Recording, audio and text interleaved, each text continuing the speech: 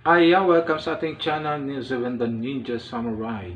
So ito na po, nag-email na yung GCash, no, yung loan natin na approve po tayo kanina. So ito yung reminders, no. So principal bar 2,000. So one time processing fee 3%, interest rate 6%. So ibig sabihin may makakaltas na kaagad, ano, 3% fee. So first due is February 1, 2024. 520. So 5 months po natin babayaran to. Kaya mabilis lang po, no, ang process. Talagang napakabilis yung nag-loan kami. Kaya kailangan magbayad po tayo ng mga Meralco water bill dun po sa GCash para malaki po ang ating maluloan sa GCash. So yan po, salamat, paki-share dag.